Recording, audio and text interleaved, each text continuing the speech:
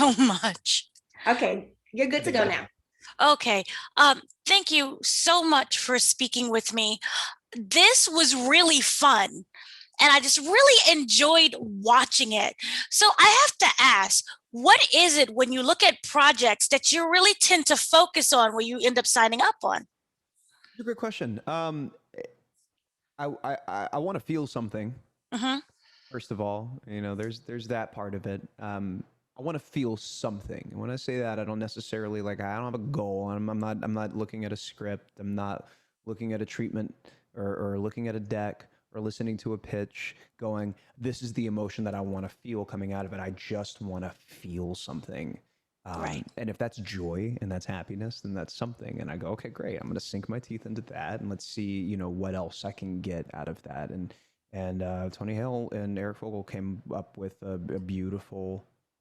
beautiful series that is about family and Right. about figuring things out, and that's humanity. And that's exactly what I mean. That's content that we'll always need, and that's content that will always work. Is watching people figure things out and learn, and it's done in such a beautiful way and such Mhm. a hilarious way. And it's a show where I get to go into a recording booth and be an idiot for a couple hours, and there be a couple episodes that come out of that, and that's a blast. Who wouldn't want to Mhm. do that? So when you said you felt something, what was those initial feelings? Oh, joy, laughter. I mean, it doesn't take long to understand the vibe of the show. You watch one episode of Archibald and you go, oh, okay. Archibald gets into trouble and his siblings help get him out of trouble and they Mhm. all learn something from it. And Archibald is hilarious. And Finlay, who's my character, always has a song prepared for the moment. And all of the personality traits of all of them. I think there's something in Lloyd, there's something in Finlay, there's something in Sage, there's something in Archibald that you can grab and go, oh, I relate. I can absolutely. I remember being a kid and going through something along these lines. I remember, like, oh, that moose was definitely like my friend Brandon growing up, and like I remember that dynamic, and that's fun. So there's the nostalgic side of all of that I think is the cherry on top of it that makes it feel so good. And again, we just get to have fun, and that's wonderful. Right. So when you're in that recording booth, is it something that when you break down the character, is it different than say when you're doing a live action? Yeah, yeah, for sure. When you're doing something live action, you embody fully, anatomically speaking, like you embody this person, this character that you're playing, and so the way that you move, the way that how does my character hold a glass? How does my character walk? What's their breathing pattern? What's their speech cadence? Like all of these things you are embodying top down, and where voiceover is concerned, maybe you get a rendering, maybe you get some sort of drawing, and they're like, okay, this is what your character looks like, and then you kind of this is typically how you would break this down. You take a look at the character and you go, okay, you know where's their hairline at, what color are their eyes, how big is their nose, does it droop, are they an animal, how big are their ears, are they on the larger side or the more slim side, like, and then from all of these things you go, okay, this voice, you start playing with different voices, and then people are in the control room start to chuckle. You go, oh, okay, we're getting somewhere,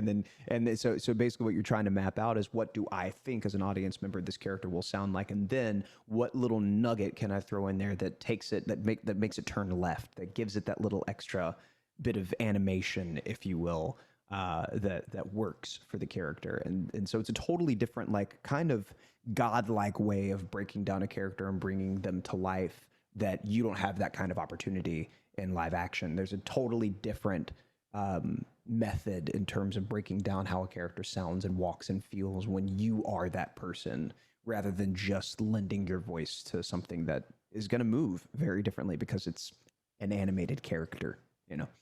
So how has this project, the character that you're doing, and overall as being a voice actor, kind of shaped you as an actor in general? I think I have a much more balls to the wall approach to most things that I get in my hands now. Working in voiceover, you are encouraged to truly just throw things at the wall and see what sticks. And so if you, I mean, if, you can go back and look at old BTS footage of actors voicing very um, very well known characters in very well known animated films or television shows, and see what they did in the booth. See them just be wild and like arms flailing and their faces all contorted and doing all of these things where you then watch, on the right side of the screen what the animation looks like after all of it's said and done, and you go, oh, that's what's necessary to reach that point. You have to engage and physically be energized in the booth to do this thing. You can't be afraid to you have to drop all preconceived notions about what you look like and what people are thinking that you look like in the booth and whatnot, because it's about making the end product look really good. And so, throwing all caution to the wind and really going, like I said earlier, just going balls to the wall in a scene, as an actor in a live action something, requires you to do the same thing, but you're much more cautious about doing so based on all of the other elements that visually, go into making a scene look and feel really good. Oh, you're muted, I think. I'm sorry. No worries, no worries. Is there a particular episode or that you would love to watch or rewatch, or for fans to watch that you would really just love to relive again? Yeah, there's a lot of really fun ones. There's a sleepover episode that happens in The Next Big Thing Is Here that I love.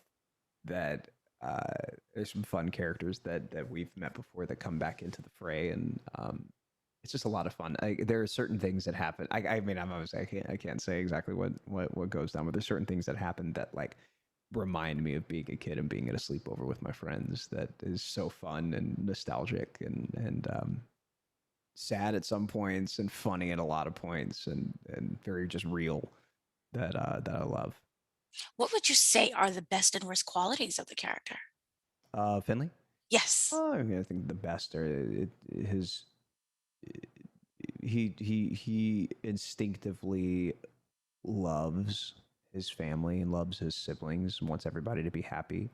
Probably most specifically Archibald. I think that Finlay is kind of the real emotional caretaker for Archibald, as his big brother, and that's definitely one of my favorite qualities about him. I think that a weakness of Finley's is probably just head in the clouds a little too much.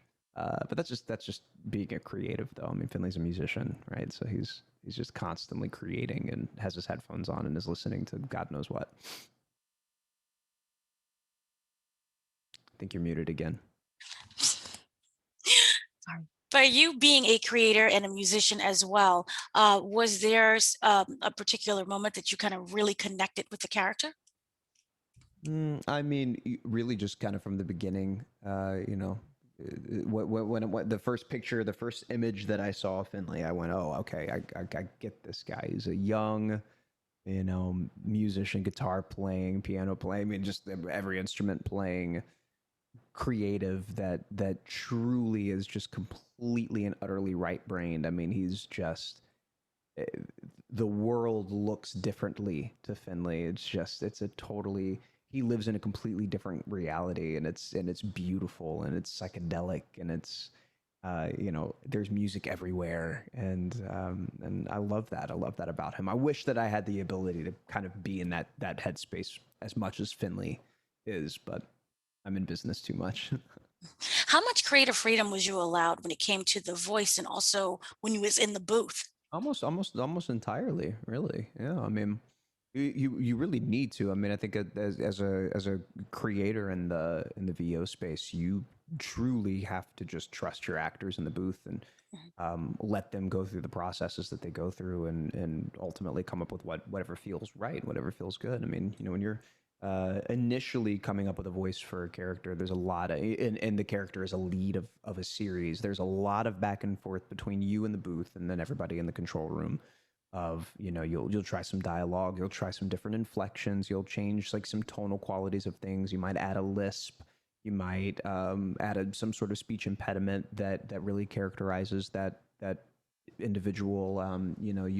there's a lot of back and forth, and then when you finally find that thing and you land on that thing, recording the first episode is a real feat. But then what comes from that is really the character being locked in place, and that's there's a freedom there, because then at that point you know that character, you know the sonic quality, you know the speech pattern and cadence, and all of that goes into playing that role multiple times. And then the fun of being a voiceover actor is going in and going, okay, cool. So what are we recording today as Finlay? And then you go back and you create voices for some other smaller roles, some other smaller characters in those episodes. And that is probably my favorite part of voiceover work in general. You'll see a Right. picture, or they'll describe what they look like. Oh, hey, this is like a black church grandma. And I'm like, all right now, baby, come on now, hey, and like you get to just kind of you play, you get to play, and you get to be an idiot, and that's the best part of all of it. So if using just 3 words, what would you say to describe Finlay? Creative, loving, honest. Wonderful. Yeah. Thank you so Thank much for speaking you. with me. It's my pleasure. Have a great day. You too. Bye.